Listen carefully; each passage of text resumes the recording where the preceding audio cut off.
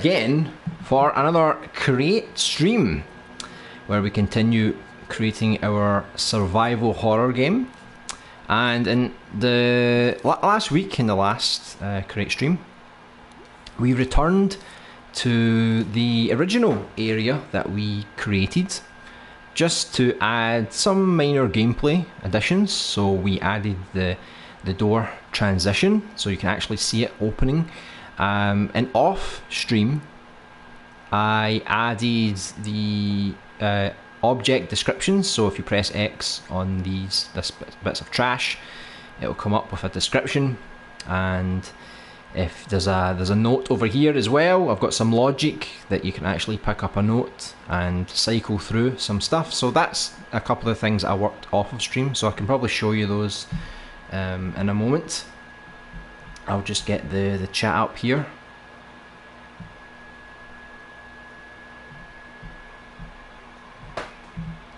Mute that.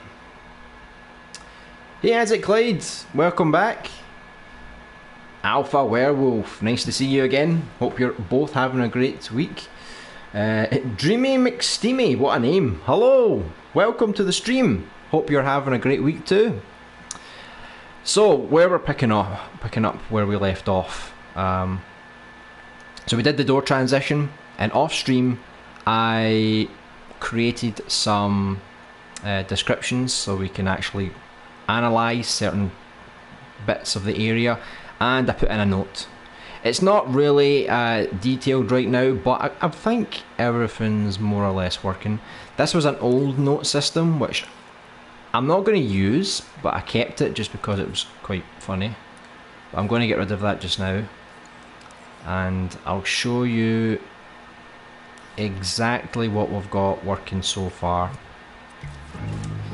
So if you remember, we had the door transition, but now if you go here you can actually analyse the trash. So a pile of worthless junk, and I also made it so that you can't actually move the character when you're analysing things. So yourself, the zombies, they won't actually be able to move, and then you just press X again and boom, you can move again. If you want to examine it again, but that's it.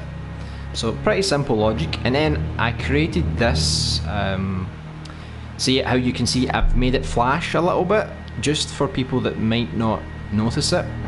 I might change how it flashes, like how fast or how often, because I didn't want it to flash all the time. So once you go there you can basically pick it up. So there you go, an example, a crumpled note, right? It's not really crumpled, it's actually like really straight right now. And I put in some arrows, the directional pad arrows, just so you can see which way to flick. So then you can flick to the next page. So it's all gone to hell. I knew this would happen, it was only a matter of time. And then we swap again, and then I can't prevent this now, but whoever reads this, you must put a stop to them.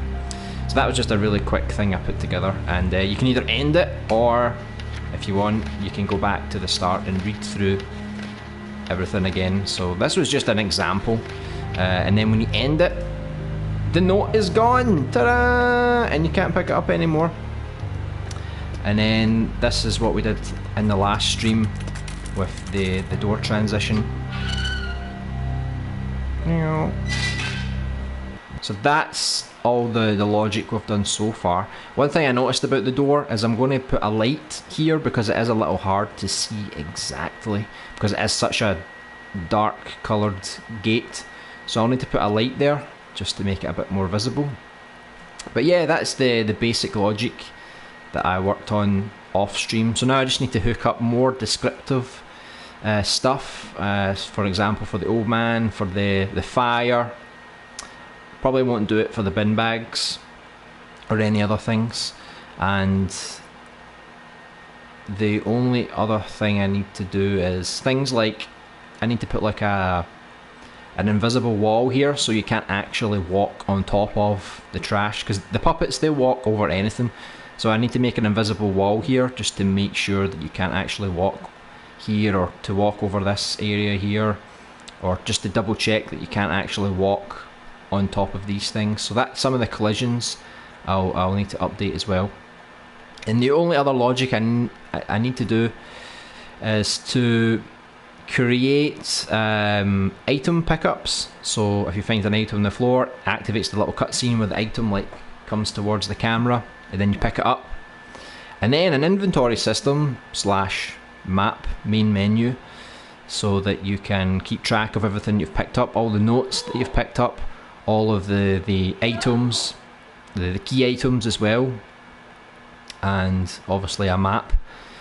But it's probably going to, I need to flesh out the area before I create the map, but that's some of the things I'm going to work on over the next few weeks. And then I'm going to try and create an element, put all the logic in one element, I hope, so then I can just transfer that element to each scene, and then it has the door transition, it has the note pickup, it has the object descriptions all in one element. It saves me saving an individual element for every single thing, because I think it'll get a bit messy. Been waiting for another creation stream. Yeah, I would love to do 2 creation streams a week. It's just not possible at the moment. If I could choose, I would have done it, because I used to do them on Tuesday, then I moved them to Thursday. But if I can go back and do another one, that would be good, because I think as we make more progress, we're definitely going to need a bit more time to finish this. So I think an extra stream, create stream, would actually benefit us a lot. Same here. That's so good. Oh, thanks. I mean, it's pretty basic. The logic is very simple. Damn, this is cool. Yeah, I think it is pretty nice, right? So we've got the basics down. So it's really a case of if we create an element. So like I used the same cube, right? So here's the note, right? I just used the same black background.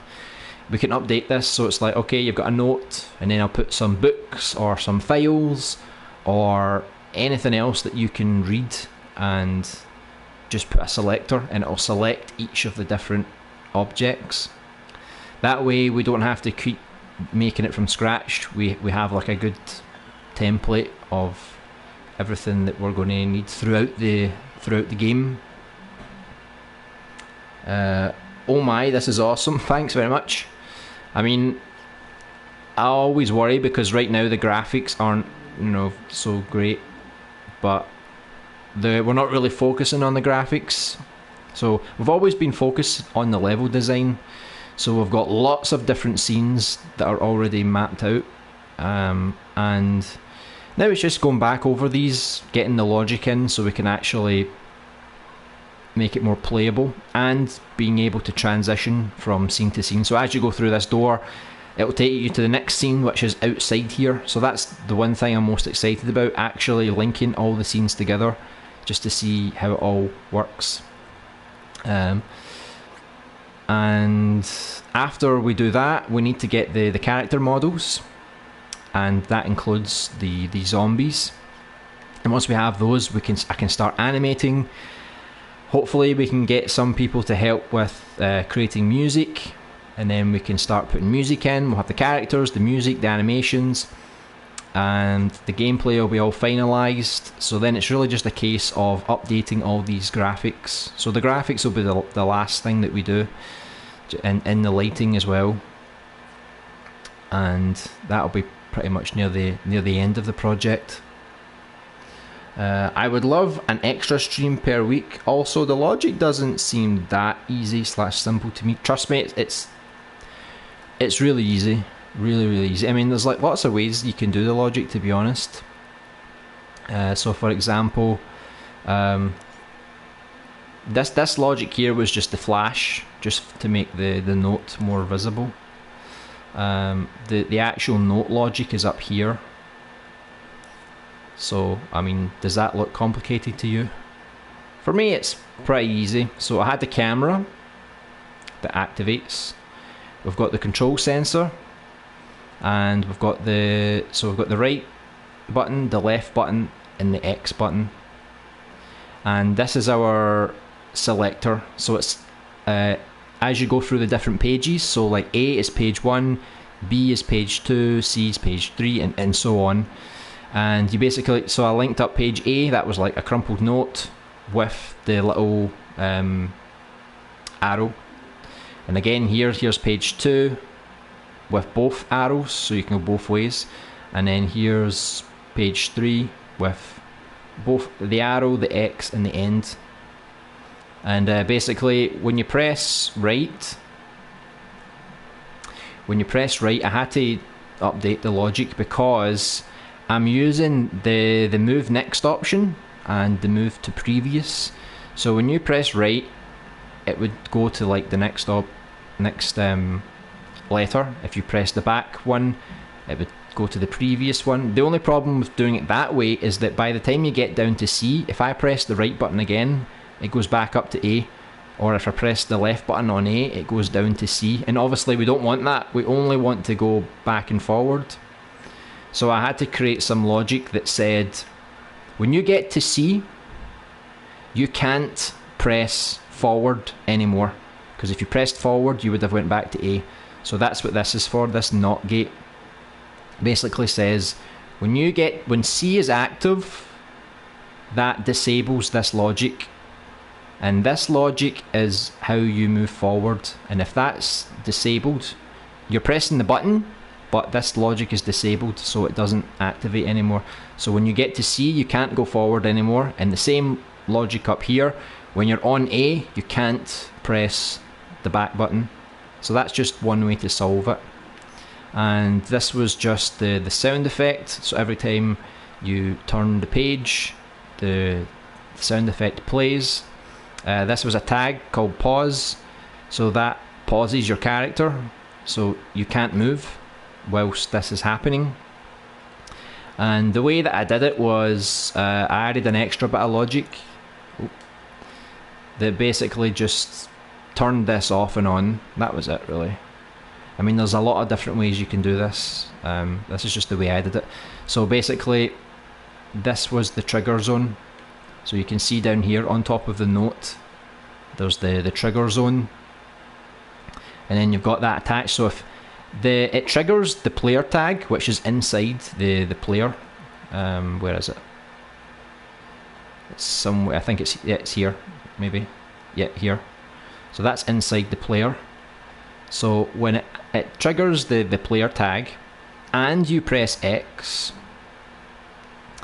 I've got a couple of counters here, which is basically like you can activate this, but then there's logic in here that disables it, and then it turns it off using the NOT gate.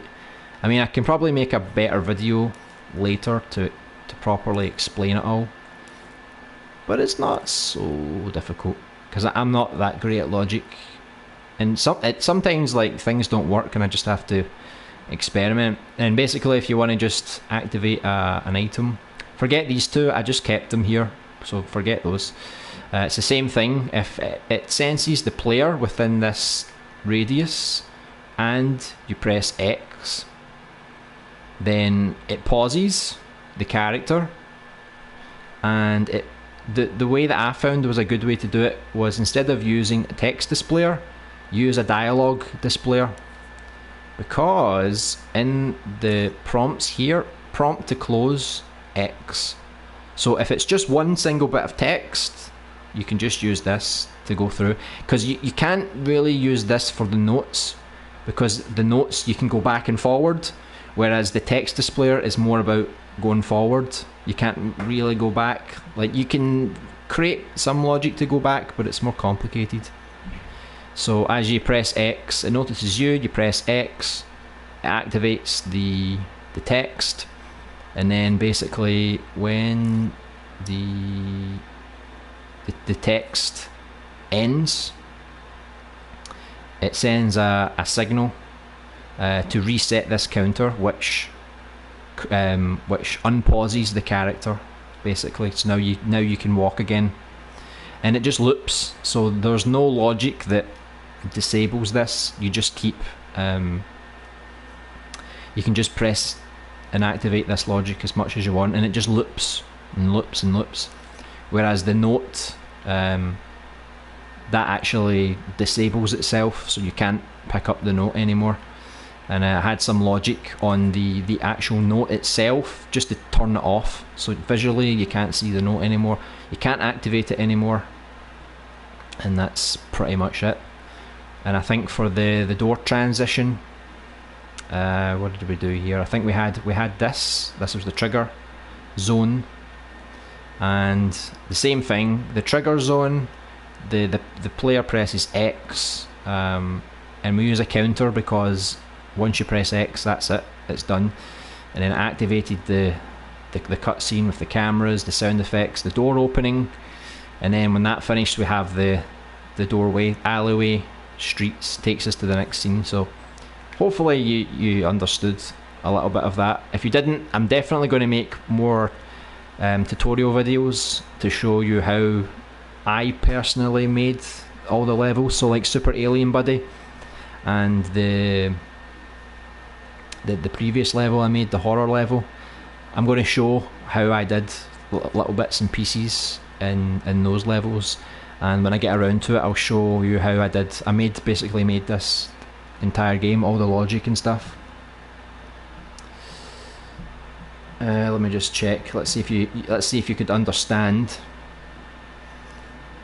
It looks complicated, but once you explained it, it makes sense. Yeah, I mean, it's like, did you ever play Little Big Planet?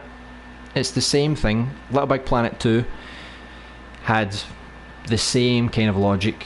So you, if you pretty much just know what everything does, it's pretty easy. But I didn't do this like instantly. Like, I didn't make all this and it worked perfectly. I had some problems, and then I had to look at it and figure out why it went wrong. But loads of people will make their own logic. Not everyone is going to make the same way, but it works, and that's all that matters, really. Yeah, I'll stick to audio for now. Alright, well, that sounds good. Whatever you're more comfortable with. Potentially stupid question, but how does that pause tag work? So when the pause tag is activated, it sends a signal here. So I've got a trigger zone inside my character, and the detection is the whole scene.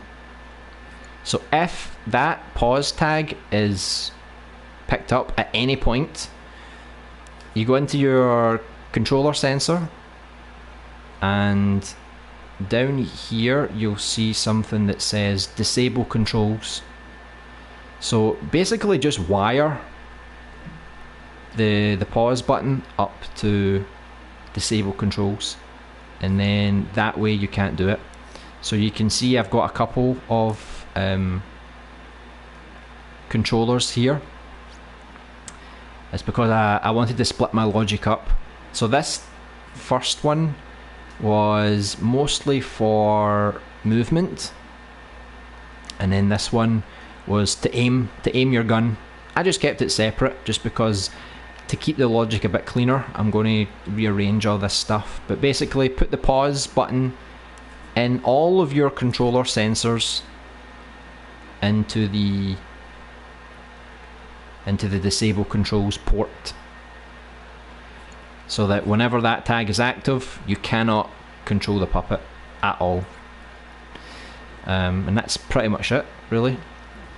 And do the same for your enemies. So if you've got an enemy that's going to attack you, you can do the exact same thing, except since this is a control sensor, you might not necessarily use a control sensor for your enemies because you don't actually possess them. So what you could do is use if you're just using it on an enemy with AI, you could just use a selector. So it's like you have let's say option A is when your enemy is not in attack mode, it's just walking around minding its own business. When it detects you, it activates output B, and then that's when it goes into attack mode. It chases you. When it gets close, it does all the attack animations. And then you can do a pause version, so you can go into output C, which is like nothing, it doesn't do anything, and then that way you can stop the enemy from doing anything. and then when you disable the pause, it just goes right back to whatever phase it was in beforehand.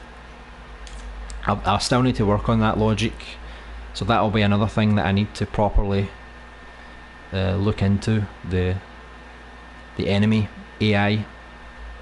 But I don't think it'll be too difficult. Might take me a few hours just to get it working right.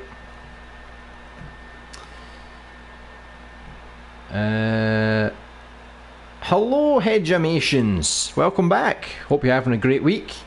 The same people here. Oh yeah, most of the time it is the same people. Sometimes we see some new faces come in now and again, which is always nice.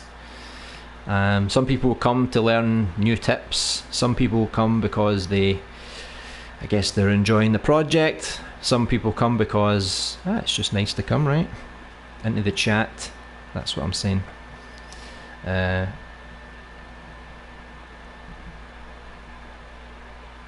I understood some of the logic, but I probably still couldn't recreate it. Thanks for explaining. Yeah, well, I will make more videos on it that properly explain how it works. And then once you start using it, not only will you recreate the logic, but you'll start to figure out ways that you can create your own logic, you know, using the same ideas, just changing it up.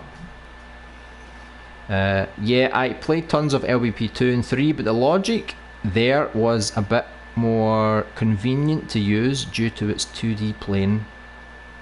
I suppose so. I mean, in terms of sensors, it doesn't really bother me. I don't know, like 2D, 3D, for me it's very similar.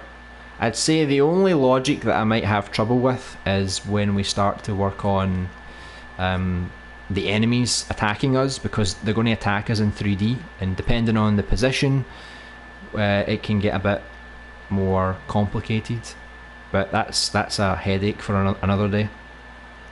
But who knows, maybe if I start getting into Dreams logic, it will turn out to be even easier. Yeah, definitely. I mean, I used to be awful at logic, but then on Little Big Planet 2, I don't know, it's like I just got better at it, but I wouldn't say I'm amazing. Like, I can't just say, okay, I'm going to make this today, and then I make the logic, and then it's done really quickly. I make a lot of mistakes, sometimes really stupid mistakes, but it's just about figuring out, oh, how can I change this, experiment, see what's working, what doesn't work. And sometimes it helps if you play in test mode, and then as you're playing, just watch the logic. So when I was looking at this logic, I need to make sure it's working properly. And then maybe I actually made a big mistake here before. This wire here, I accidentally wired this one into B, so there was 2 wires going in here, and I was like, how is this not working? This should work. And then I realised, oh, that wire should not be there, it should be in here. I don't know why, I think I just did it. I think I went to put it in A, but maybe my controller slipped down and put it in B. Sometimes there's a lot of stupid mistakes that actually make logic more difficult than it actually is. Do you think he will try it soon? What exactly do you mean? Do you mean the gameplay? Okay, that makes sense, thank you. Yeah, pretty easy. Easier than you think, isn't it? I love logic, it's really fun to play around with, in my opinion. Yeah, I know that you must have used a lot of logic for your text adventure, because that definitely would have required a lot of logic to work through. Alright, so I'm going to make an invisible block here, let's say, right? Just so we cannot walk on top of the objects.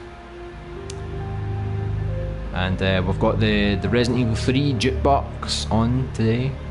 We didn't add any more tracks to it, but we've got time. We can probably add more tracks to it maybe for next week, add more Resident Evil stuff, maybe some more Silent Hill music as well.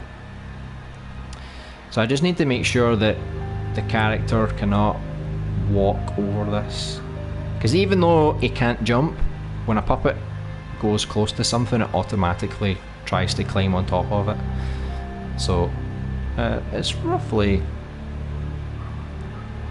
more or less right, because we don't need to do it for this one because this is too big. He's never going to climb over that, but things like this he's probably going to walk on top of. So, and it would look pretty stupid. I can definitely like tweak this a bit, because as you can see, like, there's a bit of an angle here. The box comes out and then there's a gap here, so I can always delete this part just to make it a bit more accurate. But I think it's good enough. I think as long as his foot doesn't climb on top of it, I think we're alright. So I can just make this as in, where is it again? Here, visible. So now you can't see it, but there's a wall there blocking you from actually going on top of that stuff. I don't know if I've done any of this before. I don't think I have. No, I haven't. So I can probably just copy all this stuff.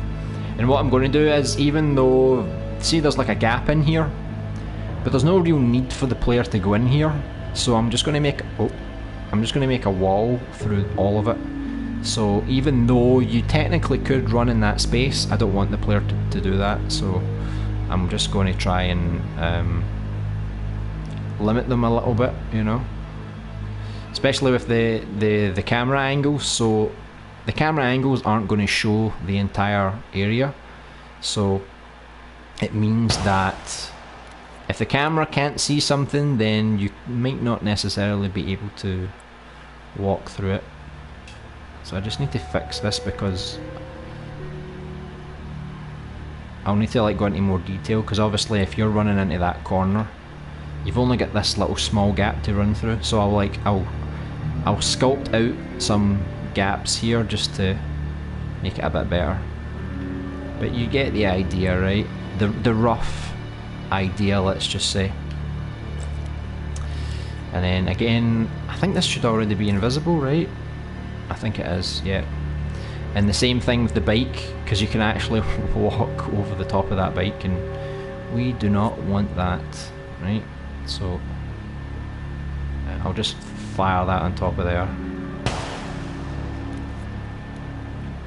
I think once we start getting more of the gameplay working, even though the graphics aren't great yet, I think once we get the gameplay up and running, I think it's going to look pretty sweet. So that's pretty much the places that I do not want you to walk on top of. I don't want you to walk on the bike, the trolleys, the trash, for example.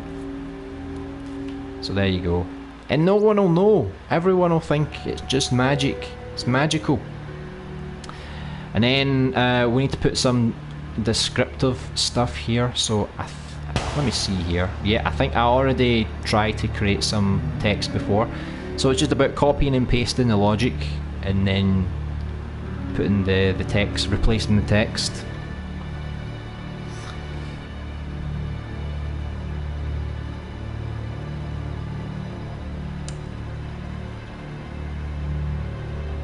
Hey Redstone, welcome back. Hope you're having a great week as well. Busy creating, I hope. Tiny, large, animating. What the hell does that mean? You making fun of my name? Well, yeah. Did you I don't know if you caught my logic explanations. I was showing off my fancy logic. You know, this is my my note logic, and we had the descriptive logic. So basically, I just need to copy and paste everything, really. So I'll just take this microchip. It's probably easier this way, right? And then I pretty much changed the way I did my logic, so let me just delete all this stuff. So the text basically said a fire rages on, not going back that way. So a fire rages on, not going back that way.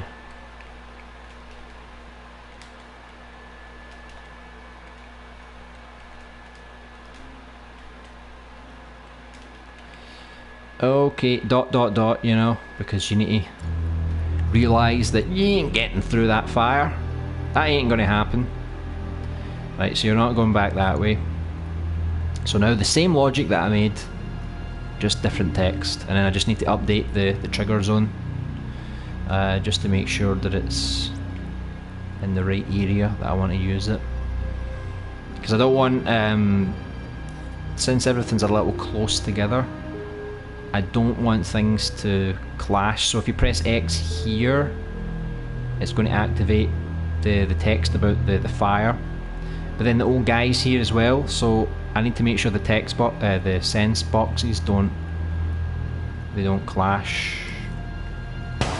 So the fire edge is on, not going back that way, right? So we'll put that there, and then I just need to make sure this is properly aligned, so that the player basically needs to be inside this. So the old guy's like pretty close to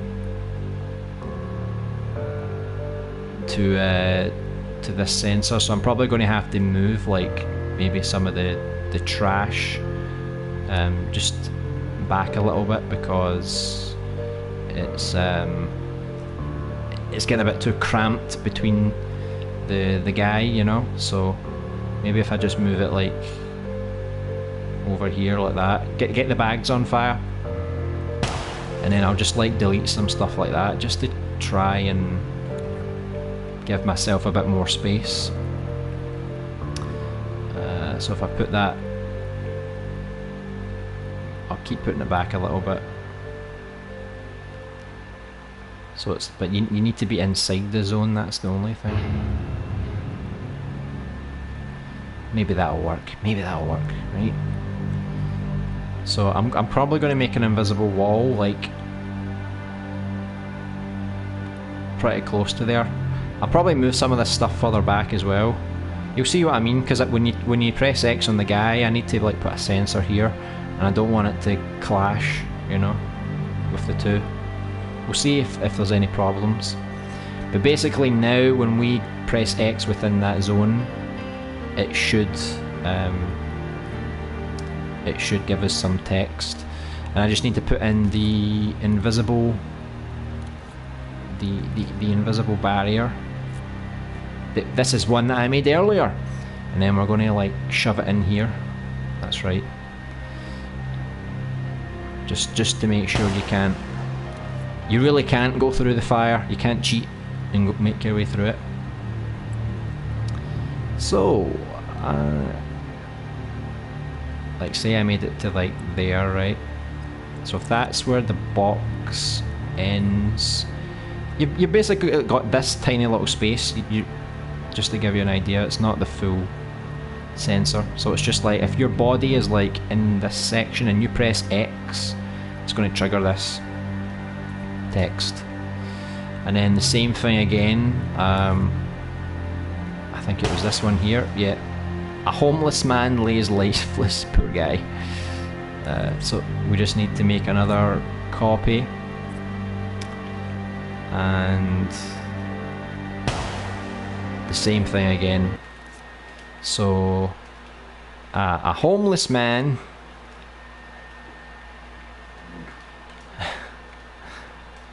lays lifeless. I mean, we can change all these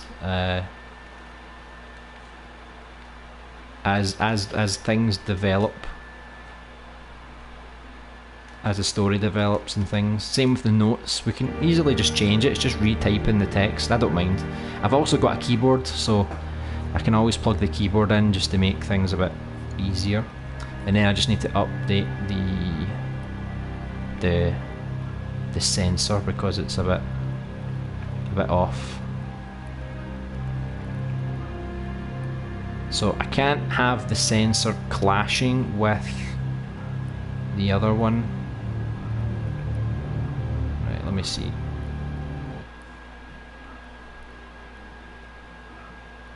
I'll try and make it like really strict, right? So it's going to go like here.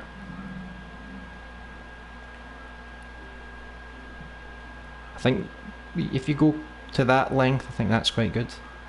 Let me just check and make sure that that's not clashing. So that starts near the paper, and that starts a bit too much in the paper. So yeah, I'll update this just to make it a bit better, because as long as it doesn't clash, but we'll see. So that should now be the description for the guy. And one thing I was going to ask you guys about the text.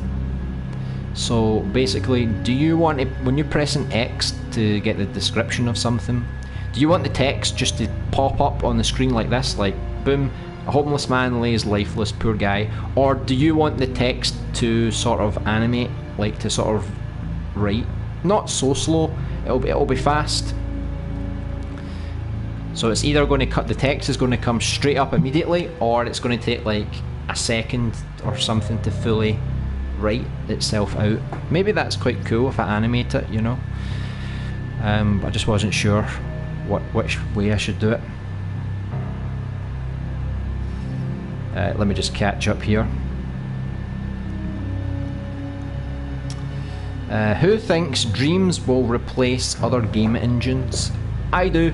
I think that as Dreams evolves, as long as it's got the funding and the support from Sony, I think it'll keep developing, and if they do eventually let us monetize things, a lot of people will think, well, why use Unity when I could use Dreams? It's so much easier and it gives me the same thing, and Dreams will be more advanced in the future, so a lot of people might say, well, you can just use Unity or the Unreal Engine, but I think Dreams will get to a point where it's good enough, a good enough alternative. Plus it has a great community, and that's arguably the most important thing. I'm not sure about it, but I'm sure some indie devs will use it. I mean, I think a lot of them will probably use it right now for prototyping. So if they want to make a game, they can just fire up Dreams, make something within a couple of weeks, see if it works, and then they can properly make it in Unity or whatever. So it's good for testing out new ideas. I don't believe it will replace other engines, but I do think it's a good addition to all of the other engines. It's up there with the greats in my opinion. Yeah, it's definitely good to have an alternative for people like us. Well, Little Big Planet didn't, so there's your answer. Well, to be fair, Little Big Planet, like, looking back at it, it is pretty limited. At the time it was phenomenal, but if you compare it to Dreams, it doesn't even get close. Like, because I was always, I loved Little Big Planet, but I always got frustrated because there were just little things there that I couldn't do. Like, I couldn't make proper animations. Some people complained that you always had to use Sackboy, you know, like you could change the costume and things, but and the sizes, but at the end of the day it was still Sackboy, you know. And if you wanted to create like an animal or something, unless you had the costume for it, it was really, really difficult. But now you can sculpt anything you want, you can animate anything you want, and now that it's full 3D, you're not really limited anymore, so you can pretty much do what you want. And even though this game here is still in the very early stages, everything pretty much is flowing together, and I genuinely think we can get a game that is at least on par with the classic survival horror games. I think as long as there's no bugs or glitches, I think we can get something that's pretty good. And there was a new game on the PSN store. I'll try to remember the name. It had like Fear was in the name, but it's a new indie game that's meant to be like Resident Evil. And I watched it and I thought it was quite interesting, but obviously it's very flawed. I believe this game will be 10 times better, and this is not an indie game, this is a Dreams game. So let's see what happens, right? Maybe it's too difficult to make this kind of game in real engines, but in Dreams, so far, it's been pretty straightforward, really. Has he ever played the game to test it, to test this survival horror game? Well, we're only just scratching the surface with the gameplay, because we've made a lot of environments. Like, it's mostly level design, so we've made the alleyways, we've made the city streets, we made a car park, and then we made a junkyard with a garage, a mechanics I should say, and then we're just about to start level designing the hospital, but it's such a huge area, I need some time to actually map it out first, before we return to doing some level design. So level design is like the main thing that we're doing, but right now, since I'm planning out the hospital, we're going to stage 2. We're doing some of the minor gameplay details, so we're going to do like the transitions between the scenes, going through the doors, picking up objects, reading notes, and pressing X to get the description of all the different objects and things. And basically the game will be playable from start to finish, and then once we have the character designs, including the monsters, the zombies and things, then we can start to animate and do the logic for the combat. And then once we have all of that, then we can start to put in the cutscenes, and then we can redo all the environments and the lighting. That'll be the last thing near the end, and I think once all that comes together, it's going to be awesome. And we're going to have 2 demos, since there's two playable characters. There's a female and a male, and so there'll be two demos coming out, probably in the second half of the year, and hopefully by then we'll have all the environments detailed. So I'm excited. I can see it all happening. I just need to make some extra adjustments to some things and make sure we're on track for a release at the end of the year. LBP was not really a game creator though, at least it was very limited, especially since it was 2.5D. 3D could only really be achieved via glitches. Yeah, exactly. Or in Little Big Planet 3 you could use custom logic to actually make 3D. Like, it wasn't a glitch, it was real logic. I mean, he has been doing the scenes only before, not much gameplay yet, yeah, pretty much, but the gameplay is coming. Considering we've only been working on this game for maybe 2 months, I think we're on a good track. I think by the time we get to 6 months, so around the end of June, beginning of July, we should have a rough playable version, not fit to start from finish, but a good chunk of it, because I'm hoping that we can get the base of the game finished by maybe August, and then like August or so, and then we just need to touch up all the graphics and the lighting and make sure all the bugs have been squashed, because I said I wanted to try and get this game out for the end of November, maybe beginning of December, at least this year, because I want this to come out whilst the PS4 is still relevant, before the PS5 really takes off, you know. LBP was a game maker though. This just has a lot more tools. And a lot more potential. I believe so. Hey LB8, could you... Oh, hold on, the chat went crazy. Could you try the game, please? Well, we have... I can show you this scene right now.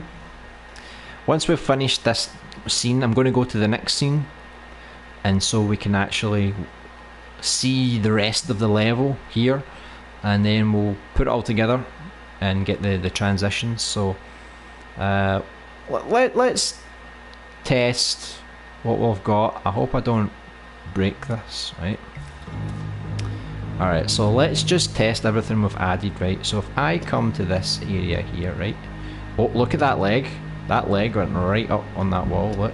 He's so, like, I made it really high, but he's so desperate. He's like, nope, nope, I'm putting my leg up there. There's no way you're stopping me. Well, I'll fix that. So if I press X here, a fire rages on, not going back that way. Boom! How do you like them apples?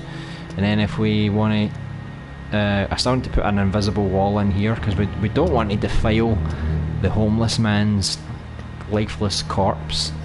So if we're here, a homeless man lays lifeless. Poor guy. Yeah, whatever. And then here again, so I've got the invisible wall up. You can kind of see his leg. Kind of, he's so desperate to get up on that wall. Jeez, I'm gonna have to make it so huge that there's no way his leg can get up there. Get that. So a pile of worthless junk, right? And then we can pick up the note. As you can see, it's a little bit shiny, just in case you don't notice it. So we've got the crumpled note, apparently. So there you go, it's all gone to hell. I knew this would happen, it was only a matter of time. I can't prevent this now, but whoever reads this, you must put a stop to them. So there you go, back and forward, end. And then you've got the note. So once we have the inventory system, we'll be able to actually read that note at any point in time. So there, look, he's like, he can't walk over the bike, but he's desperate to do it. He wants to get over the top of that bike. He's absolutely desperate. And I might need to put one here, because even though this block has some collision detection, it's you can still go through the holes, so that's not very good. And then I've got a gun here, which is pretty cool. I like the gun, I like the sound effects. And then this is where it's going to take us to the next area. Done. So then once we have the next area will load. So I think that's pretty good so far, just a few little things I need to fix. And now what I need to do is I just need to collect all of the logic that we've made and basically make it into one element. Like, I know people might want to make a separate element, so like a separate element for the door transition, you know, a separate element for the object descriptions, or a separate element for the picking up the notes. I'm just going to keep everything in one place. I hope that doesn't mess anything up. It's just so I can like select Resident Evil Silent Hill, what survival horror logic, let's say, and then I'll add to that later, because I need to add an inventory, a map system, picking up items. So I basically just need to copy everything I've made. So for example, this microchip here, let me put it over here, right? So this is the microchip for describing the objects, right? And then we've got this is just the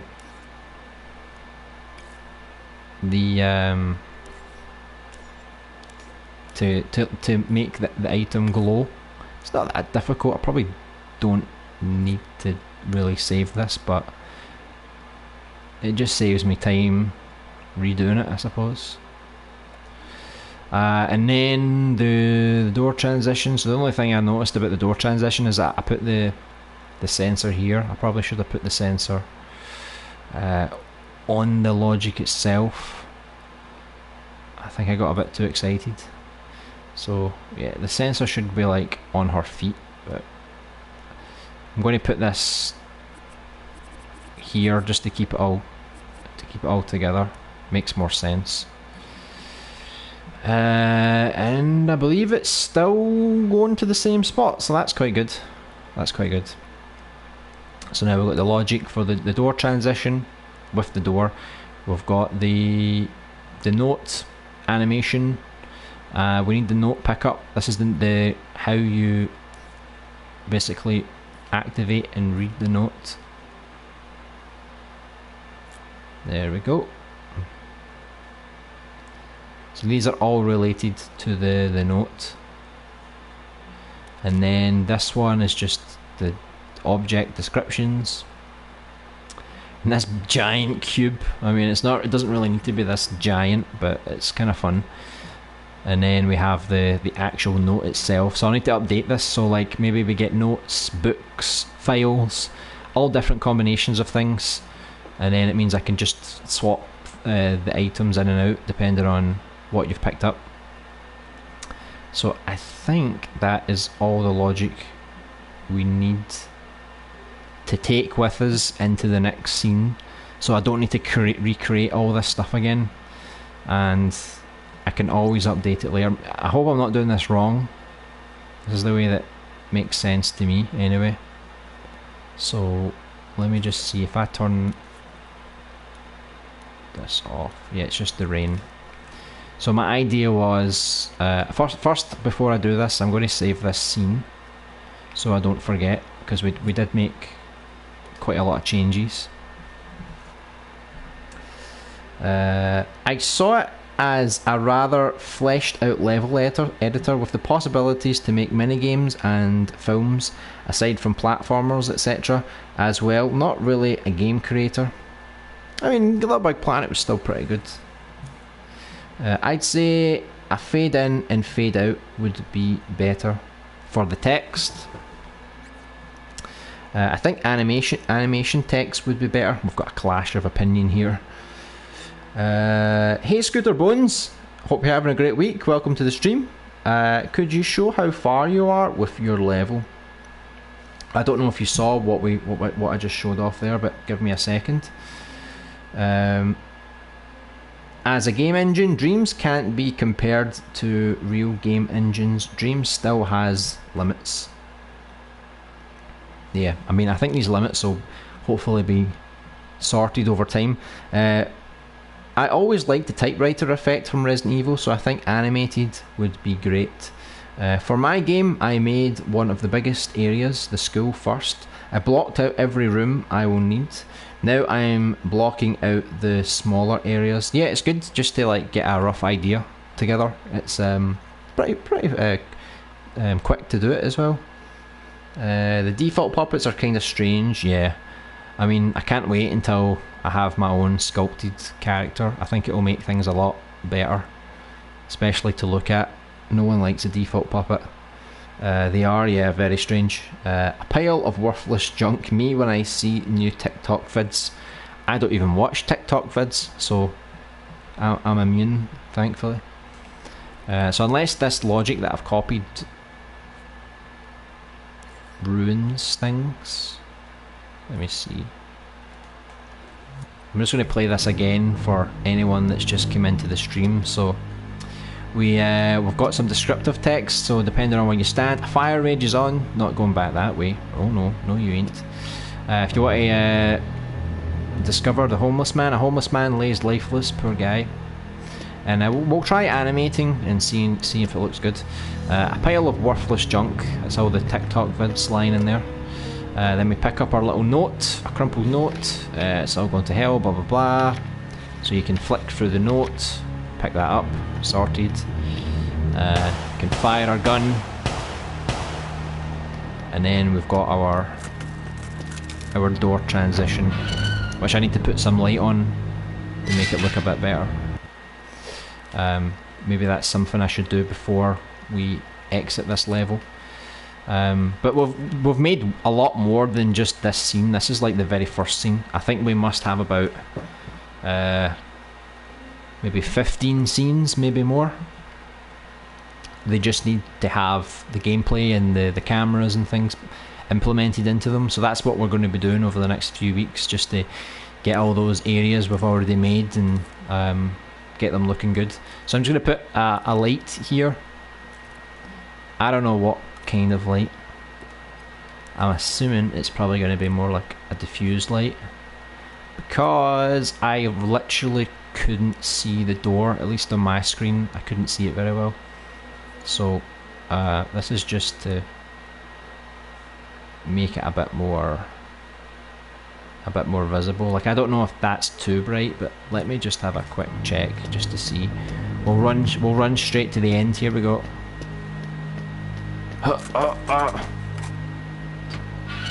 Oh, you can see the flecks on the wall. I don't like that. That's horrible. That is really, really horrible. I think what I need to do is maybe just use the spotlight and then just sort of angle it maybe. I don't know how that'll look because it's kind of hard to see. Probably still going to look bad, isn't it?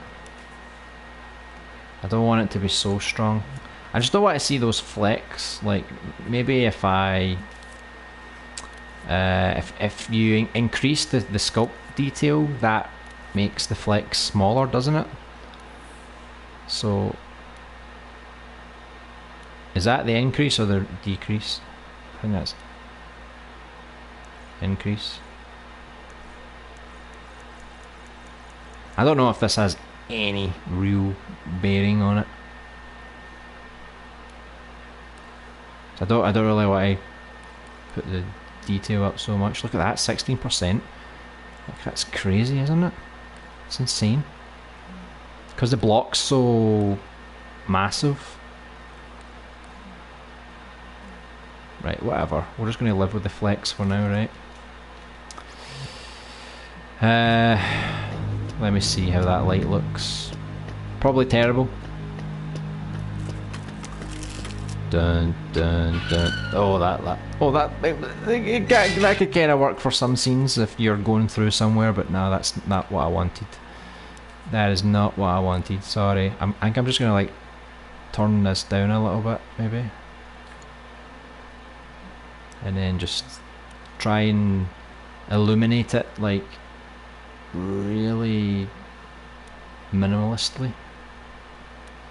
I just want to see the gate. I don't want to see the flecks on that wall, because that's like the worst thing ever. It's just things that I can tweak later. It's not so important right now. It's a little better. It's just a little too bright. I think the colour was a bit yellowy, wasn't it? Let's see if I put it down to like 15 maybe. I made it more white as well. Oh, excuse me, board coming through. Yeah, it's alright. It's probably a bit too flashy. Try this one, I'll see, because I don't want it to be so bright. I just want to see the gate. That's it, you know. You can see all the flecks though when you do that. It's horrible, by the way. Really horrible. If anyone's like a lighting expert, you can tell me how I can avoid the flecks displaying with the light, because I hate that. That looks so horrible. That's the price you pay for wanting to illuminate the gate. Let's see. Can you put the light into the microchip so it just plays once the animation triggers? Possibly could. I've never tried it actually. What about putting the spotlight so it's angled away from the black wall? Yeah, I think I tried that, but it was like really crap. But let me try again, but with less force maybe. See, I've got a lot of settings here that I can probably maybe take off the shadows, maybe that'll help.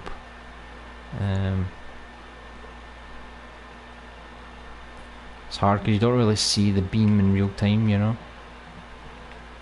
Maybe if I just put it like that, maybe.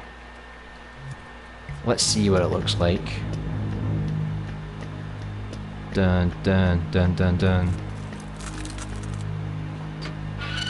So you still see the flex in the back. I hate it. It's horrible. And look, it's not really looking at it, you know. Let me reduce the angle. Make it like a really tight angle, right?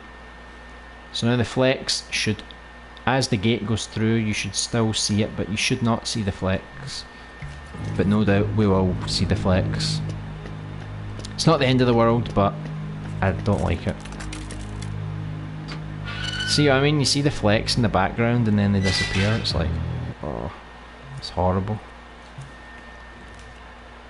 I think I'd rather just not have a light than see those flecks. Because it's kind of distracting. But whatever. Whatever. I'll fix it later. Must be hard to do this. LB having 15 scenes and they all need the same items, enemies, mechanics. Oh, don't even remind me. But I'm excited for it. You should have made one scene that works exactly how you want it and then remix it a few times with changes. Yeah, but then I'd have to like do everything in one go, you know, and that's a bit boring. I don't mind going through it all because I still need to create the characters and the enemies and things, so I couldn't really do everything right now, so oh well. I don't watch TikTok vids either, but I see them inevitably at times. Yeah, it's not good. Mr. J-Man, hey, welcome to the stream. Hope you're having a great week. Sweet, I thought about making a survival. Welcome back. Instead of using light, just make the gate glow a bit. I guess that's something I could try, you know, why not, right? Let me bring on the real lighting here. Cause see when you look at the real lighting, you can see, look, it gets really dark. Look how dark that is. So let's see if I can brighten this up a little bit with a glow.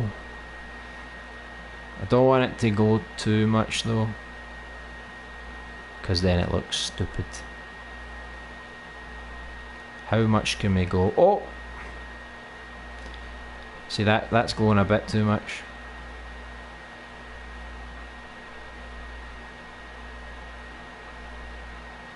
Let me see. Maybe 20%, maybe? Does that look okay?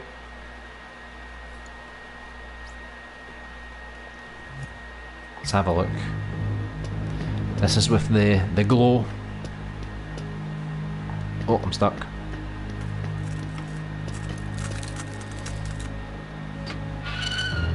I mean, you can see the gate. It's not like super clear, but I think it does the job. It does the job. Let's not dwell on it for too much longer. The sounds reminded me of Resident Evil 3. Oh yes, that is because Red Stool made us a Resident Evil 3 Jukebox, which I hope to update at some point to add some more tunes. But yeah, he added that for us. I don't even know where I put it. Actually, it's been a while since I placed it down. I don't remember where it is, but it's somewhere. It's somewhere in the scene. I'll need to find that. I don't want that lying around, you know. Maybe it's invisible or something. I can't remember. Is anyone? Oh, here it's here.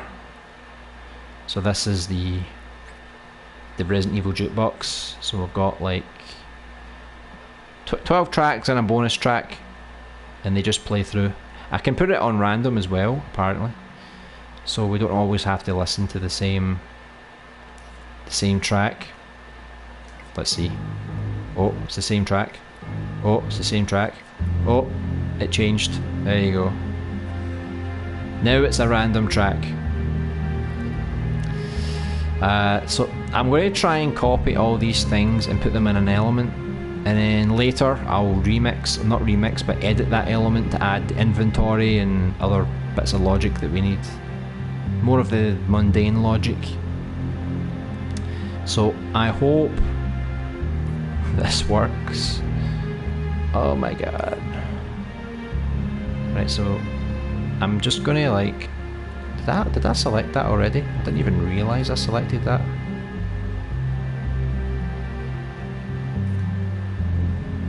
Okay. So we've got all of our logic here. This logic. And we've got this gate. I think that's all the logic we need. So, do you have to group them together first?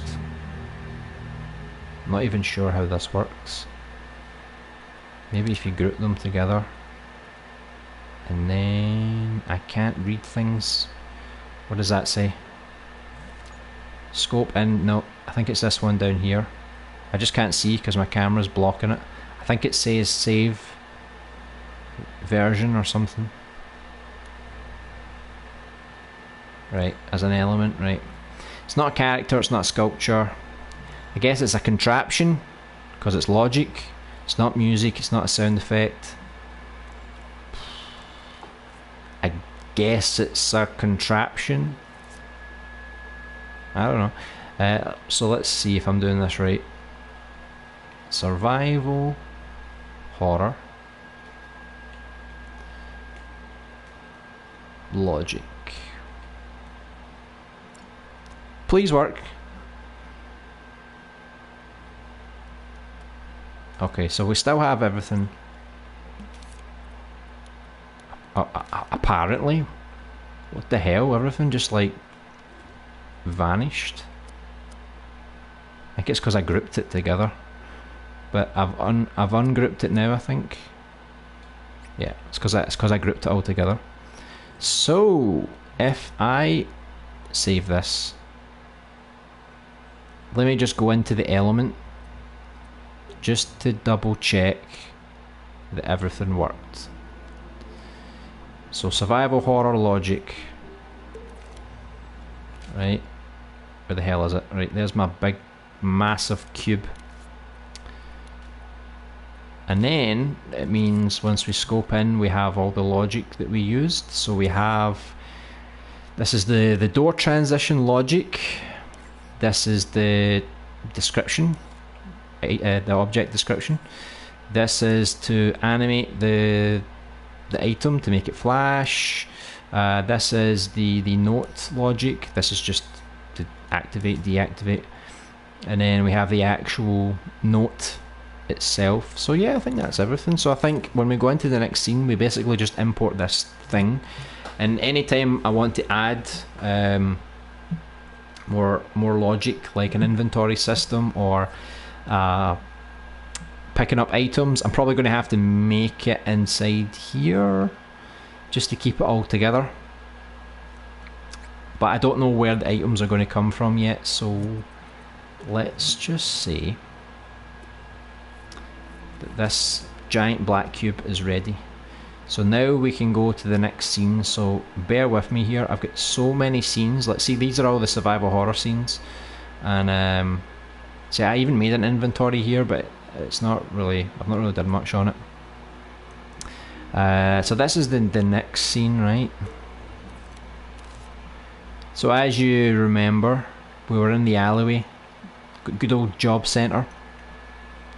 As we were, let me just turn this light off. As you remember, we were in the alleyway. Still got a lot of stuff to delete here. But once we leave the alleyway, then we come into this scene now. And we've got we've got Mr. X in club mode here.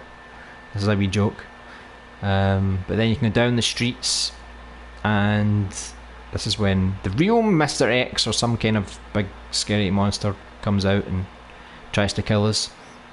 And then we need to get into the job centre, but this is locked, and then we have to go around this way. So now it's just a case of doing what we did before, but with the my creations with the logic, right? So let me just like straighten it up. I like to put things on a grid even if it doesn't matter, right? So that's everything we needed. Now we still need the gate because obviously you can return back to this alleyway if you really wanted. There's nothing saying that you can't. I'm actually going to bring it a bit closer so that it's not so far away. I'm just going to like keep it straight just to make sure I don't ruin anything. Right, that'll do, right? So there's a door here. If I do another door transition, I can do another door here and another door here. I just need the black cube, that's all. Right, so we have all the logic we need now. So if we're doing the transition that goes back here,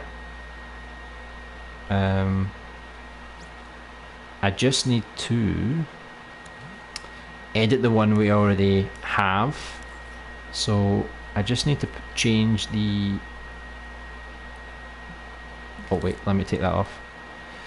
I just need to basically just swap the sensor, and then this is how you return back to the alleyway that we were in before.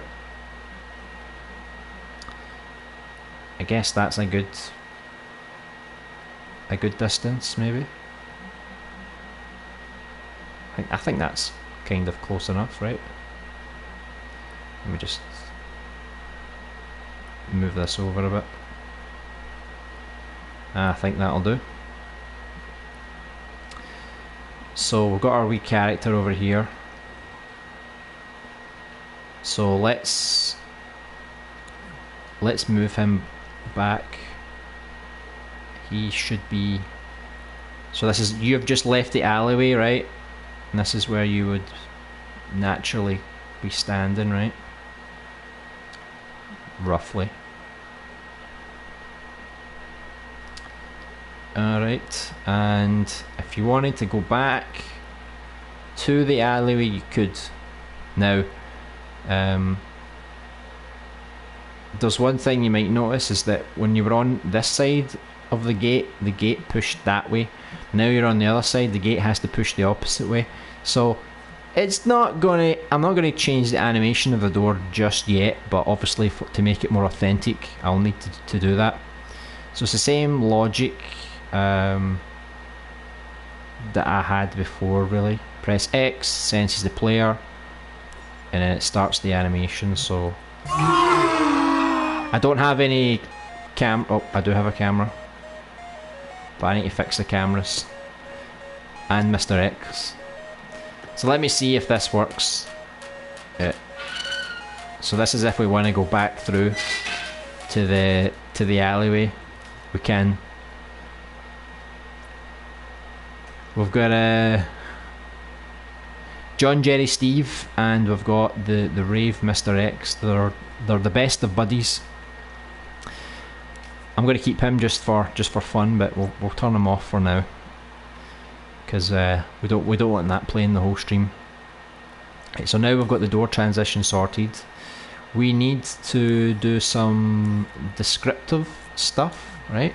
So let's see, what kind of things can we actually analyse? Like, would you analyse the police car? Maybe. It's a possibility. There's so many cars here, you're probably not going to check those out. But I'm going to redo all these buildings, so there's going to be a lot of text saying like, oh, you can't enter here or whatever. So I'll just say, like, just for talking's sake, just pretend these doors are locked. And then we'll have one for the job centre. And maybe we'll have one for the fire or something. I think that's it, really. And I'll need to redo all the cameras just to make sure they work properly. So look, he's just outside the trigger zone. There you go. So now the camera should work. So as you came out, obviously I'll need to delete that camera, but you come out of the gate and you start here. Bang! And then you move forward and then you're going through the streets. I'm going to have to put some lighting in because I haven't did any lighting for this scene yet at all. And then you've got a bunch of zombies just waiting for you here. As we run down here. See, I've did some basic cameras, but they're not finished yet. See, there's a bit of a clash here. So it's like you're supposed to go into the job centre, but the door is locked. And then, hold on, let me see if I can return to that camera. Once you get here, he's going to burst out of the flames. And you're going to be like, oh my god, what do I do? And then you see the alleyway down there, but I haven't did the camera for it yet. And then you go down to the side entrance. You go down here, and you get in the side entrance of the building. So I'll just update some of the text for each of the objects. Then I'll do the camera angles just to finalise those. Put in some basic lighting just so we can actually see what we're doing, where we're going. And then I'll have to create the side little alleyway here because there's going to be a door here somewhere near the back here, I think. Because I've already made the job centre, so I know kind of the size of it. So it's going to be bigger than this entrance anyway. But it's basically, if there's like a room here, and then there's a room here, and then there's like a bathroom, and then there's like a giant storage room. So I guess if we were going to make a door, it would have to be like back here, quite far back, because the building is quite a good size. Yeah, it's a Resident Evil 3 Jukebox playlist actually. Oh yeah, that's a good idea. Have a glow on the gate. Yeah, the glow seemed to work, so I'll keep doing that as long as it doesn't look weird. If only I had no job, I could do creating full time. Yeah, I mean creating full time, wouldn't that just be the dream? I would love that. Some people can do it, you know, if they get lucky with like Media Molecule and stuff. Maybe they offer you a job, you know. Apparently this already has a glow. But yeah, that would be good to create full time. No, the stream is buffering. Is it still buffering? Or was that a one-time thing? Hey Swickful, welcome back to the stream. Hope you're having a great week. Or maybe push the block further away. Yeah, that is a good idea as well, yeah. Because you'll still only see the black part, so yeah, I can move the block away and see if that can help. The glow would have worked, but I can see the gate has spray paint on it, so it looks a bit weird. Oh great, now I need to change it again. You can do almost anything with keyframes. You could disable the light as the door animation shows flex just before. The flex were actually on the black block for some reason. But yeah, if I move the block further away, hopefully it doesn't show. There's a bonus track. Oh, I hope it's a ballad. It's a ballad for Nemesis, I think.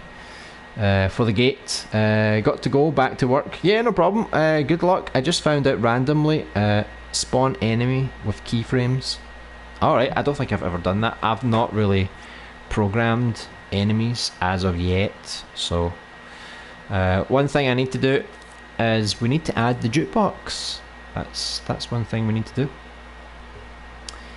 So let me just put the jukebox here so we don't forget about it.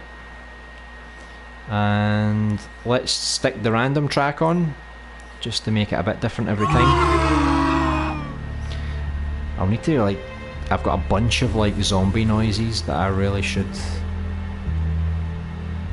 disable.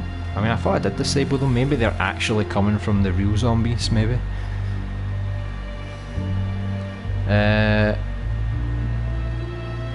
The NGL ballads can be really good. I suppose they could. Ballads can definitely be good. I was quoting Family Guy though, so that's why I said KK. Right, cool. I didn't get the reference then. I don't watch Family Guy. Oh, you don't watch Family Guy? I mean, I used to watch Family Guy. I think I got to like season 9 or 10. I think it was 9. I think the last one I watched was the Multi-Universe. Because Family Guy used to be good, but then nowadays it's kind of trash, in my opinion, of course. It used to be really funny, but now it's just like, it's more like you watch for the story now, and I was there just for the laughs. Like if you remember, like season 2, they went to like Willy Wonka's chocolate factory and things like that, and I think there was a guy that got the helium stuff, and there was like a fan, and he got like destroyed or something. And there was one with like a priest and stuff. You know, Family Guy, they make fun of a lot of things. But I hate that there's a lot of Family Guy stuff in Dreams now. It's getting a bit out of hand. I don't want to see Peter Griffin in Dreams. I want to see some good stuff. Hey Astro Water, welcome back to the stream. Hope you're having a great week. Yeah, I'm doing pretty good. We're just working more on the scenes. Let me just... Excuse me, puppet. I just need to turn off his text here, just so we don't have to read that for the whole stream. So we pretty much got a lot of the logic working now, so we're just basically copying and pasting it all in. The one thing I do need is a little bit of fire, because this bit's going to be blocked, but this part is going to be like a smaller fire, so it's possible to use the fire extinguisher to get this fire out. That fire over there is going to be raging so hard that you ain't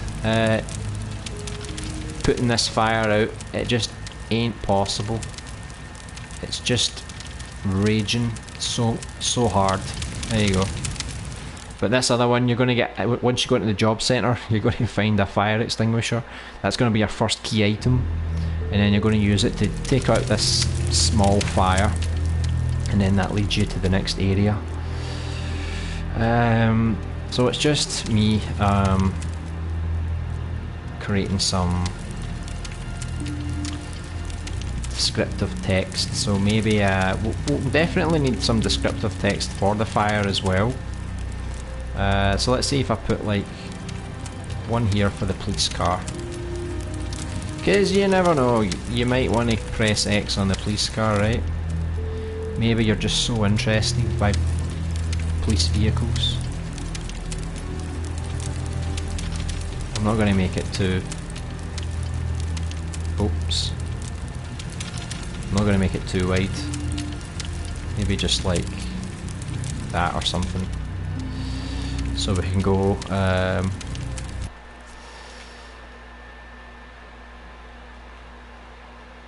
don't know what to write here, I'm just spitballing here. I wonder what happened.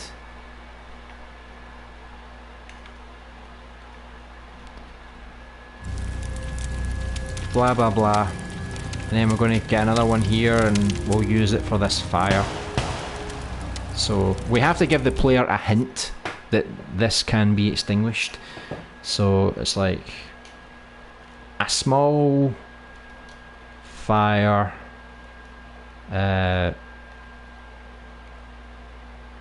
blocking the way, let's say. I don't know how obvious I should make it. It's like, if only I had an extinguisher. So there you go, that's a clue, right? Hold on, let me just like stretch that out. So I don't know if I should make it one line or make it a double line. Let's see, I'll just make it a double line, I think. If only I had an extinguisher. and we can test out the animating text as well, if it animates. I don't think it can it, in this one? Let me see. I don't really use the dialogue boxes much. I don't know if you can animate inside the dialogue. I think you need to do it. Is it here maybe? Yeah, it's here. Highlight? I don't even know what that is. Right, let's see. So animation speed. 1 is slow, or is that quite fast? I don't know, let's just say 5, right? We'll test this one first. So if you are in the vicinity, in this vicinity here, I don't want to get it too close to the police car. So if you're within that sort of range, without obviously getting killed by the fire, obviously. And then I'll make another little fire like here. Just to even it out, you know, just to make it a straight fire. There you go. Let me just double check that. Oh, yeah, whatever, it looks good. So, and then we need to put in our invisible walls again, if you remember. So people can't run through things. The trusty block, when in doubt, use the block. It helps with everything. Everything! Put it right through there. I'm going to make it huge though. There's no way his leg is getting over that wall. Not a chance. Right, so let's just make sure you can't actually touch the fire, because that would be tragic. And then we just need to make it invisible. And now we can maybe test it. So let me have a quick check. I haven't really done the camera angle, so I'm not sure if this works, right? So you're kind of off camera here, but let's see. Right, so yeah, look, so see, you can see I've blocked it off, so you can't actually touch the fire. Be quiet, zombie, I'm talking. So look, you can't actually touch the fire, so that's good. So you press X, a small fire blocking, that's too slow. But you can press X to skip it if it is too slow for you. But yeah, that was too slow. Right, so obviously we need to increase the speed. Let's go for 35. Let's see. I don't know how fast is 35. A small fire blocking the way. If only I had an extinguisher. But the thing is, you can, if you don't want to read it all, you can press X twice, and then it finishes automatically for you. So you don't have to read through it all, you know. Do you think 35 was too fast? Maybe put it to 30, maybe? Let me see.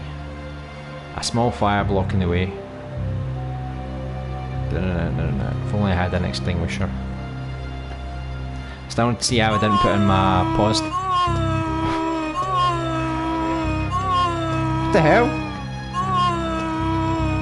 She's loving that. Right, so we've got some of our text working. I need to get some lampposts. That's a good way to put in some light for the scene as well.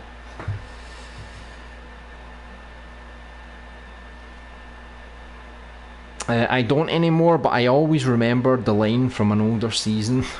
Yeah, there's a lot of classic lines, isn't there? There's a classic Mr. X design. Oh yeah, totally. Hey RoboKiller, welcome back. Hope you're having a great week. We're just filling in some of the blanks to the level, putting in some little gameplay touches. We've made the door transitions. Now we're doing the descriptions for some of the objects, and the notes that you can find. I don't know if I have any notes in this scene, but in the alleyway there was a note that I did create I don't want to litter every scene with a note. I don't think this scene is very good for having a time to read. You know, it's a bit chaotic, this scene. There's a lot of enemies that you need to avoid, so I'll probably leave the rest of the notes until you get to the job centre, because then you'll have more time. Damn those zombie sounds, I know. I hate the zombies. I don't even need this one anymore because she's in the old scene. We don't need her anymore. There you go. Do you love my zombie sounds? So yeah, we were just like figuring out the speed for the descriptive text. So when I press X on the fire, it will animate. So right now I think it's on 30 speed. And you can press X twice, you don't have to read it if you don't want to, but basically that is the default speed, which I think is okay. But if you press X twice, you can finish it, you know, you don't have to. Even if it is too slow for some people, you can just press X. So, you know, that's something we need to consider. We don't want to make it so fast, because even if it is slow, people can press X anyway. Hey Creek Vulture, welcome back. Hope you're also having a great week. Could you disable all the light from the sun and sky as you open the gate? Wouldn't even need the black cube then, just a faint light on the gate. Maybe. I just was too lazy to do it. But that is another solution, I suppose, yeah. I could try that. But don't you think the black cube looks so cool? It looks so evil and mysterious, you know, like a scene and suddenly there's a giant black cube. I think it sets the tone, you know. But I'll experiment more with lighting with the cube, without the cube. See what looks good. But I won't move on until I get it really good. I'm just not going to do it for the stream because it's probably going to take forever, you know. But it's a good idea. Hey Robo, also creating full time would be amazing. Oh yeah, it would be. It's the dream, you know. I mean, to be fair, I don't really watch any TV series, movies or anything, so no Netflix either. No Netflix! Everybody's got Netflix. Even people who don't watch Netflix has Netflix. Hey Duplex Man, welcome back to the stream. Test out my new project, Tropical, what does that say? Hypnotic is my dream name. Oh, very cool. Just send it to me. LB animation, if you send it to me, just so I don't forget, and then I'll add it to my queue to play, and we'll probably play it most likely on the next live stream where we play levels on Saturday. So we'll test it out. We'll give you some live feedback. That'll be quite cool. You can put. I might be able to put out this fire if I had an extinguisher on the fire or something. I might be able to put out this fire. What did I write? Okay. So I might be able to put out this fire. Okay.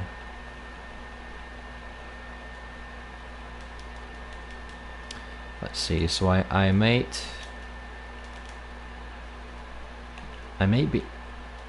be able to, let's just say, to put it out if I had an extinguisher. That sounds good. Sounds very good. Uh-oh, Nemesis is coming. Nemesis is coming. Can you hear Nemesis? Where is he? He's somewhere. I can't see him, but he's coming. Maybe he's on the building. He's on the top of the building. Oh, I'm excited, but I'm also really afraid of the new Resident Evil 3 remake, because on one hand I love the games, on the other hand Nemesis puts the fear into me. You thought Mr. X was a problem? Well, you ain't met Nemesis yet, let me tell you that. This guy can run really fast. and he's got a bazooka, and he's not afraid to use it either, even indoors in the buildings. You know, he's that much of a madman that he'll just fire it anywhere in a closed space, you know. But I completed the first Resident Evil 2, the Resident Evil 2 remake on hardcore, first time, my first playthrough, and I don't regret it, because even though some bits were frustrating, it made the whole experience much more tense. So I think when 3 comes out, I'm probably going to play hardcore right from the beginning, because normal mode is too easy. It's just too casual, you know. If it was a little bit harder by default, then I would play normal, but it's not, unfortunately. So I'm probably going to play it on hardcore. Wish me luck. I love the fire noises, yeah, and the good thing is I didn't even make the fire noises. They came ready-made with the fire, so that was pretty handy. 15 or 20 might work, so we can try it and make it a bit slower, and just to see how it looks. I always forget where it is. Is it in here? That's in here. Right, there's 20, right, we'll try 20 and we'll see if that sounds any good. Hey Jay Shaw, welcome to the stream, hope you're having a great week. Are you into Dreams yourself? I think so too, yeah. Getting Resident Evil 2 vibes from this scene, yeah.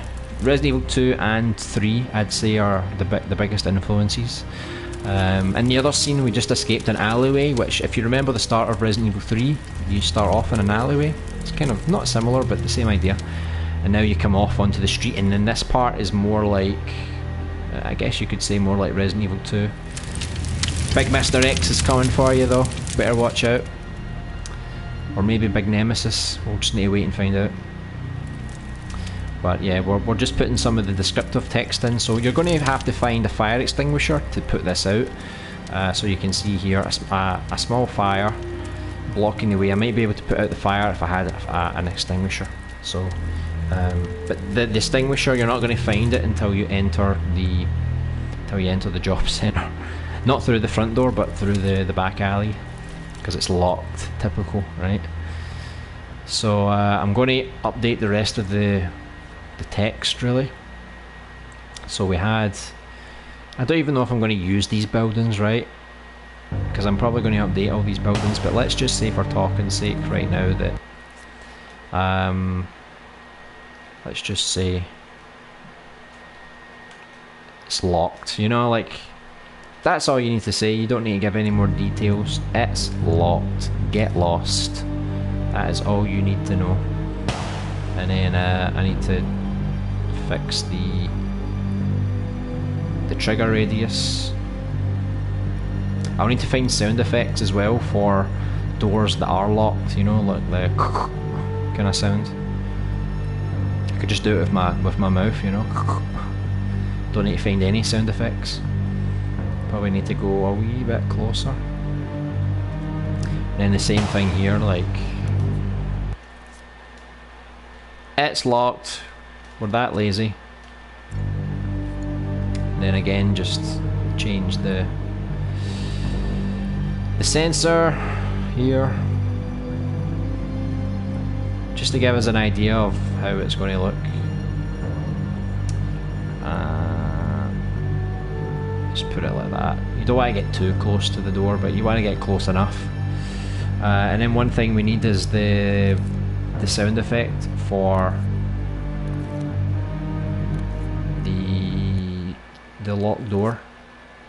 So let's put in locked and see what comes up. That could work. It's locked. Not a voice. That's alright, doesn't really sound like it. Oh, what? I want to use this one. I kind of want to use this one. I think that would be quite funny. But I think this one sounds the most appropriate, I guess. So as you press that, the sound effect will play. So let's put it there like that.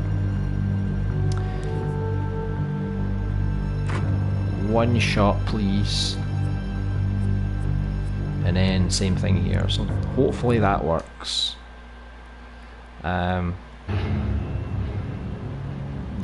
Oh, we've got some scary music coming back. So for this one, I can't just say it's locked. I'm going to have to elaborate a little bit more. So it's locked again.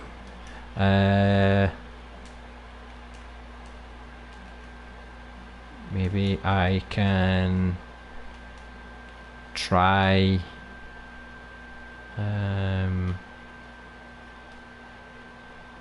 I don't know how I would describe it the best way to make it clear, because it's down the side of the alley. It's like the side entrance. Maybe I can try the side entrance, maybe,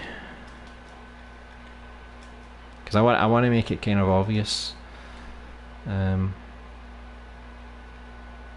Obviously, not everybody needs the help, but some people might. You know, not everybody that plays Dreams knows how these games work. So let me just get this, put this back here,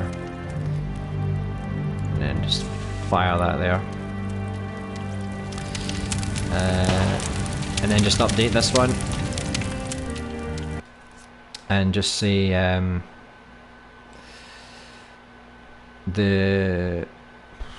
don't know, the truck has exploded. Go for that. The truck has exploded. There's no way through.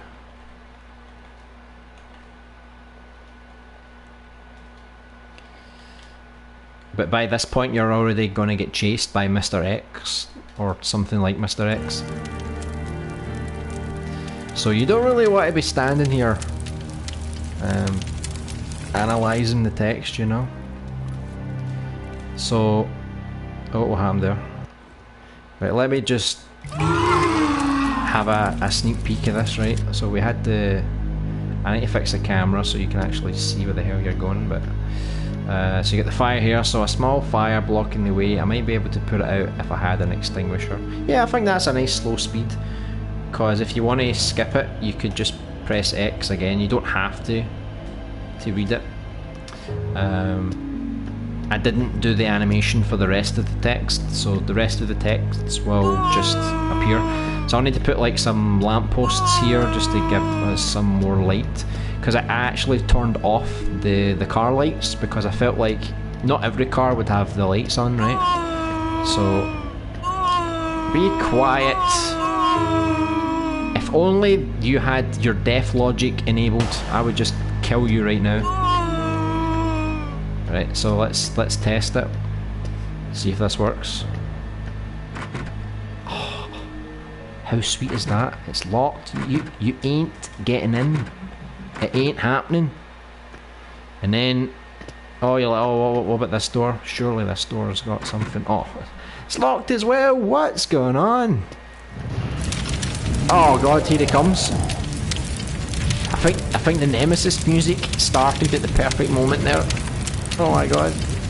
That's basically what's going to happen when you play this game. That some music like that is going to happen, and some big guy is going to come out of that fire, and you are going to crap your pants. And I'm like, oh my god, what do I do? Where did I go? I need to fix the. Oh, I can actually stand on the window here. Right, I should probably fix the camera angle before I do this. Oh wait, I think I got there. Where's my guy though? I don't know where he is. It's vanished. Oh, he's behind here. How did you get back here? Have you been going on a wee detour? Ah, I think he went through here. Alright. Hold on. Let's see if I can get round. Nah, I definitely need to fix this camera. It's making it almost impossible. So the camera for here, is this one? Yeah, look at the state of that. What happened here? I never did that. That was not me. I swear that was not me. Let me see this. Trigger radius. Yeah. I swear this was not me.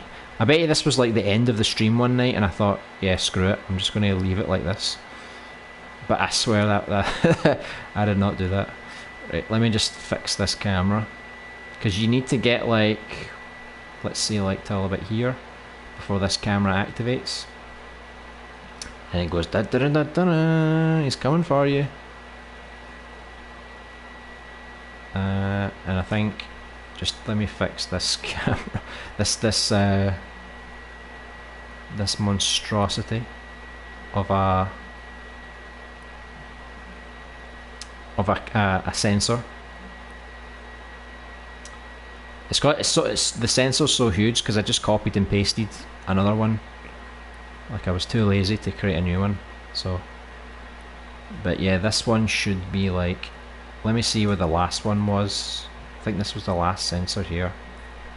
So the last sensor goes to about the end of that house. So this one should go at least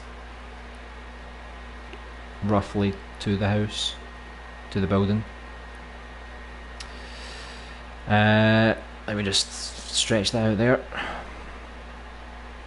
So the other one went to like pretty much halfway on the window, more or less.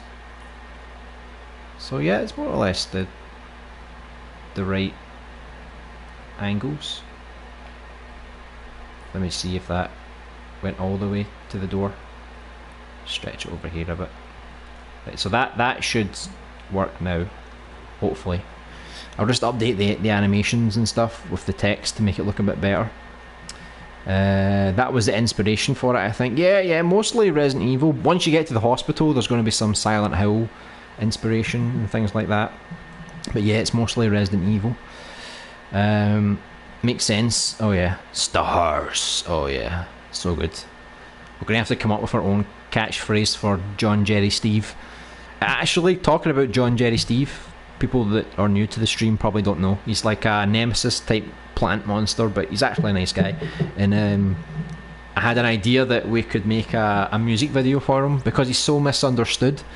So I thought we could do like a cover version of Michael Jackson's You Are Not Alone, and then change the lyrics to make it line up with him being a monster and everyone running away from him.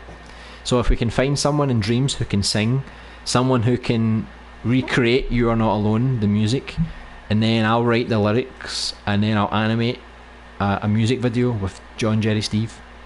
So it'll basically be You Are Not Alone, John, Jerry, Steve tribute. I think that will be a good little mini project we can work on just for fun. But I need to find someone that can sing first. Not as good as Michael Jackson, but pretty close. I sent it. Oh, good, excellent. I'll add that to my list for Saturday, for the Saturday stream. That was the bonus track, Nemesis theme, stars. Yeah. He uses his template to move the tentacle. He moves his tentacle to move the environment too, or to move around. Yeah. It's funny because you don't really see the tentacles until later in the game. I think as he starts to mutate more and more, he becomes more tentacly for some reason. But I like in the new one they're adding a lot of new weapons like flamethrowers, and I can't remember what else he used, but he used a lot of new weapons. Downloading Dreams now. Oh, cool. It's nice to have you on board. Are you more of a creator, or someone that just wants to play, or a bit of both? It'll be interesting to know what's your main inspiration for buying Dreams. Hope you have fun with it, J-Shot. It's a fantastic tool, takes plenty of practice. Oh yeah, but it's so worth it. I mean, right now I'm making just a basic scene. We're putting in some other people's objects just to get a rough idea of how the level looks. We put in some logic, like some cameras, as you could see the text for the doors and things, and then Once we have our character and our enemies, we can animate everything, make some cutscenes, a big guy walking out, and then we'll update all the graphics. So it's like when you're making a game, you kind of need to do one step at a time, and don't focus too heavily on graphics, because graphics don't make a game, right? So it's best to get something playable first. So that's what I'm trying to do.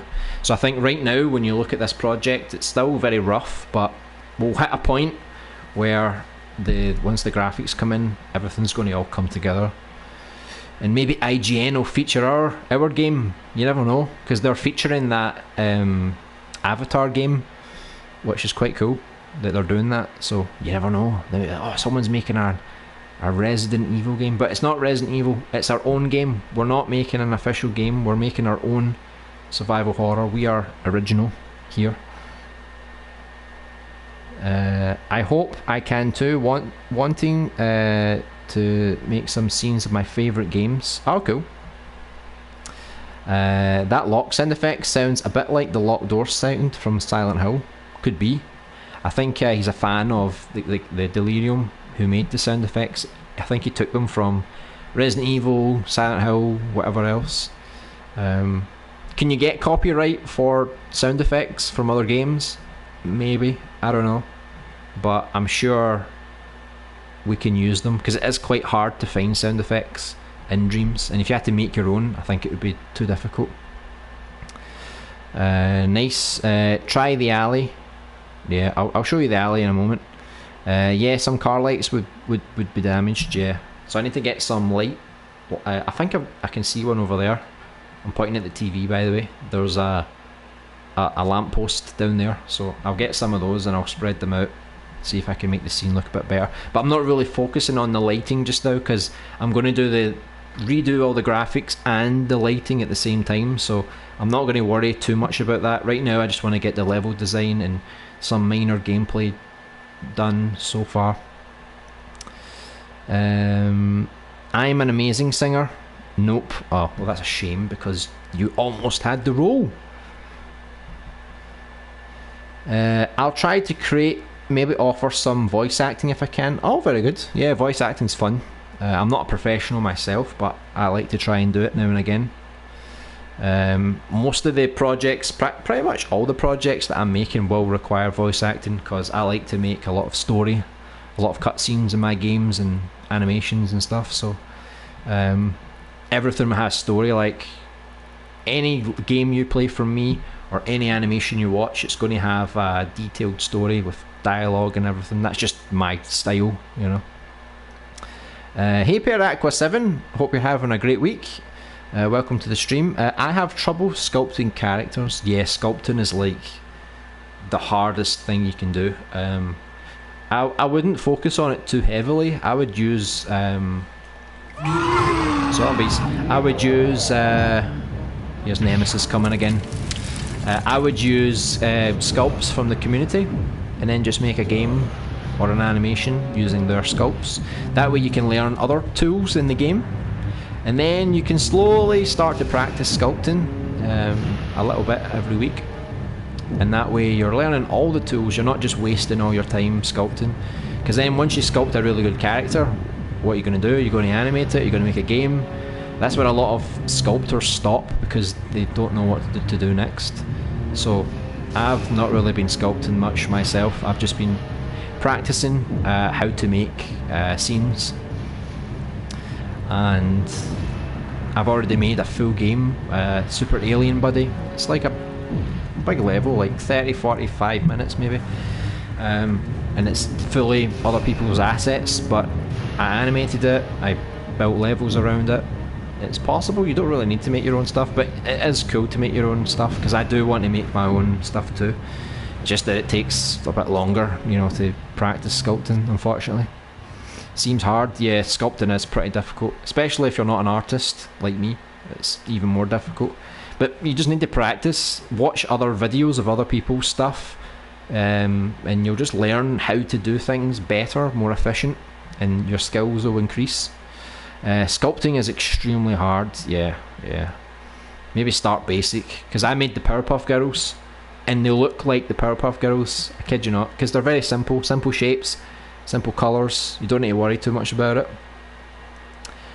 I'd like to try to remake some web games from when I was in my 20s. Yeah, that's a good idea. I know that somebody made Happy Wheels. They remade Happy Wheels. Whether that's a good thing or a bad thing, I'm not too sure. Speaking of voice acting, LBA, would you be interested in maybe doing some voice work for my game later in the year? Yeah, absolutely. I still need to do some other voice acting for Who-Man as well. So yeah, if anybody wants some voice acting, just let me know. Add me as a collaborator and leave some notes with your lines, how you want things done, and I can do that for you. I love to voice act, so, and usually I only voice act for my own projects, but it would be nice to voice for other people's too. Maybe start there. Yeah, that's a good idea. Hey, just mentioned you, Small Who-Man there. What did I miss? Well, last week you saw I think you saw the door transitions. So we finished the door transition, we added object descriptions, and we also added the ability to pick up and read and flick through a note back and forward. So we've got some, like basic logic and stuff, like here's the note here, for example. So here you go, a crumpled note, and then you've got the button that lets you move on. So this is page 1 of the note, page 2. Things like that, and then we're just adding it. We're going through all the scenes now, trying to fix all the cameras. Hopefully I'm just going to test and see if I actually fixed that camera, because the sensors were all wrong. Yeah, we get it, zombie, you're there. By the way, I didn't actually put... Oh, she's looking at us. I love how randomly generated these zombies are, because she wasn't there last time. She's got a mind of her own. Hey, you, get out of my way. Right. So we added things like this, so if you go to a door, it's locked. You ain't getting in. And then there's like a door over here. It's basically the same thing. It's locked. And then we get to the job centre. Oh, it's not working. I think the collisions may be off. Oh, yeah, it's working, but it's out here. I think I need to fix the collisions. Yeah, it's like here. It's locked. Maybe I can try the side entrance. So I'll fix the collisions for that. Oh my god, look who it is! Run away! And then you go down this way. And then we go down a wee alleyway, and then there'll be like a little side door here or something. And that'll take us into the job centre, which will be pretty cool. Once we get into the job centre, that's like the first proper little area that you get to explore. I can defeat you with one bullet. Bang, you're dead. So yeah, I'm going to have to fix a lot of these cameras because they're not so perfect right now. And fix the lighting for this scene over here. Zombies. Yeah, it's like a slow process, it's like, for some people this might be quite tedious, like just entering in text and stuff, but I quite like it. I like the tedious stuff. Where was the animation? I think it was 20, wasn't it? Or was it 15? I can't remember, let's just say it was 20. If I'm wrong, I can change. 20... There you go. And then I need to fix the... Look at that, I didn't even fix it. I thought I did. I could have sworn I did. Maybe I messed up. And I forgot. So let's see, you go right in there, right? Make it a bit closer. There you go. Should work now. And animate it again. So there you go, 20, right? Bang bang. Right, I'm going to save it here and I'm going to show you, for anyone that's missed what we've did so far. I don't have the scenes going connected yet because I need to put them in a dream before I can do that. But basically, let's go back to the start over here. So like imagine we're just playing this, right? Or some random Resident Evil 3 music. So this is what we did so far, right? We did things like, if you press X here, it's like a fire rages on, not going back that way. Still need to animate this text. I need to remember that. If you want to check out the homeless man, a homeless man lays lifeless, poor guy, poor guy. If you want to check out the trash, you know, on the leg, a pile of worthless junk. And then here we've got a note, and you can see here that I've tried to make it flash a little bit, just in case people don't see it. I might need to increase the frequency, maybe. But there, basically that's like the crumpled note, apparently. It's quite flat for a crumpled note, but you get the idea. And then you can sort of scroll through, you can go back and forward between notes. And then you can end, and then there you've picked up the note. So that's quite cool, it's a nice little template. And then we basically go through this gate here. And then we go through, da-da-da. And then that ended that scene, and then that'll take us into this scene, which we've only just started, so it's not going to be perfect yet. It's not going to have that many zombies, I can tell you. So as we imagine, I'll need to take that camera away. I keep forgetting. But basically, after we left that scene, then we open up here, and you can see there's a fire that rages on here. So a small fire blocking the way. I might be able to put it out if I had an extinguisher. And if you think it's too slow, just press X again and it finishes for you. So some other things I need to fix. I need to fix the lighting. I'm not going to, like I said, I'm not going to focus on the lighting just yet, but I think I need to put something here just to, so we can actually see where the hell we're going. And then there's going to be like a, oh, I went too far off. See, you're not going to get to this part. This is going to be all sanctioned off. These zombies here, they're actually going to be... Shut up! They're going to be eating a body on the floor. So they're going to be like just animated, and you can run past them, but if you want to kill them and distract them, they will get up and they will try and eat your face. And then you can go here, blah blah blah. It's locked. And here, it's locked as well. And then once we get to the job centre, I need to fix the camera. I need one more camera that's a bit zoomed out from the job centre. So now you can see it's locked. Maybe I can try the side entrance. But then as you go here, and then Big Mr. X is going to come through the fire and kick your ass. And don't waste your bullets. I'm giving you a tip right now. Do not waste your bullets, because you will run out of bullets and you will die. So you're best to hold on to your bullets, go down here, and then we'll go through a side entrance. And then as we go through the side entrance, hold on, I need to find the scene, because we've got a lot of old scenes here. I should probably make a folder with all the scenes I've made, maybe make it a bit easier, you know. Where is it? This is all my old stuff. Stuff that I haven't even made yet. Some jokey stuff as well. So yeah, this is the next one here. So it's not playable yet because I just skipped ahead. I just did the level design. And as you can see, this is inside the job centre. And it's more basic. So I've got all my rooms, right? So you go through the side entrance, and that's going to be here. So that's that alleyway that we saw was out here. So then you come through here, and then there's like a records room. So you can go through the records room, and there's a zombie there. Go around here, find some stuff. It's a little computer there. There's the fire extinguisher. I don't know where I'm going to put it yet, but it'll be somewhere in the job centre. You can go through here. There's a bathroom, a unisex bathroom, and then it's very basically detailed right now. Just a rough idea.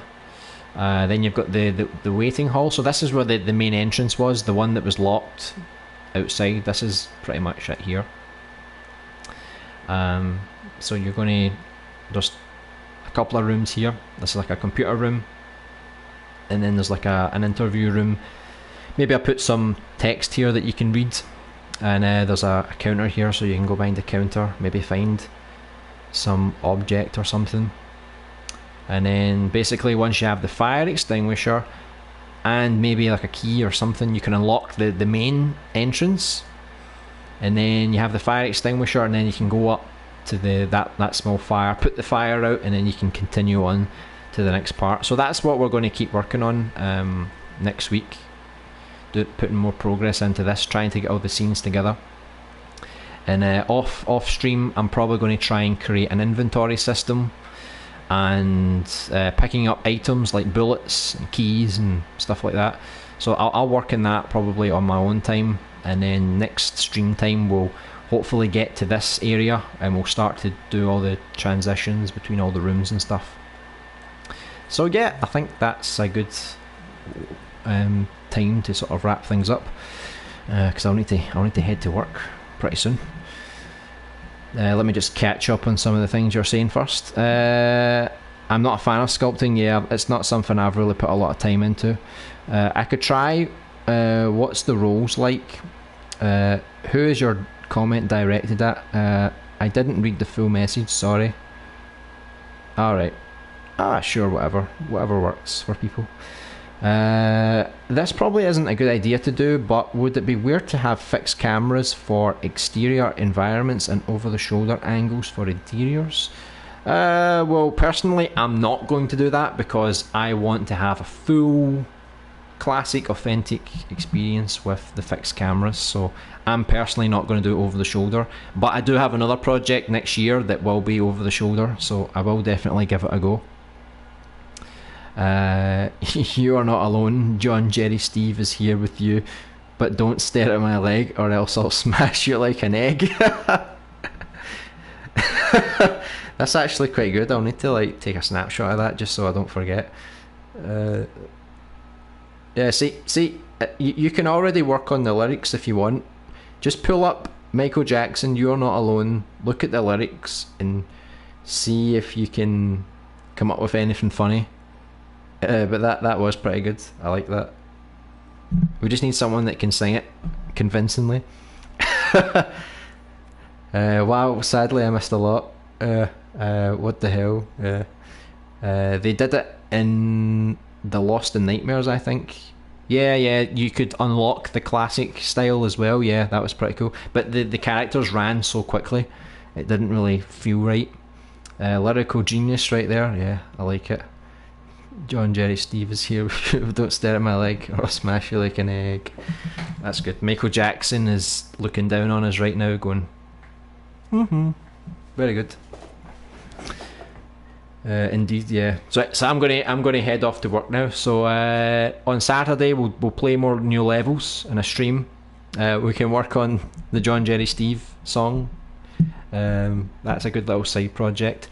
And then next Thursday we'll try and finish off scene 2 and get into the job centre and put in some of the objects and some of the cameras and stuff, and just make some slow progress as we go through all the old scenes, updating them with all the logic. And then hopefully by that point I'll have a map drawn out for the hospital, so then we can go back and start building more areas in the hospital, and hopefully I'll also have an inventory system and the ability to pick up items like ammo and keys and things like that. So that will be happening over the next few weeks hopefully. So good progress, but I'm still working on another level as well, which I'm going to try and finish for the next community jam. It might not happen, but I'm going to try. See you LBA, games coming right along. Yeah, I feel like it's like slow progress, but I think we're going to hit a good point at some point. Yeah. Thanks for the stream. Yeah, no problem. Thanks very much for checking out the stream. It was great to have you. Alright, see you. Yeah, see you guys later. And if you're around on Saturday, same kind of time, we're going to play some new levels. But if not, I'll see you next Thursday, where we'll hopefully get more progress made in the survival horror. So take care, enjoy the rest of your week, and I'll see you next time.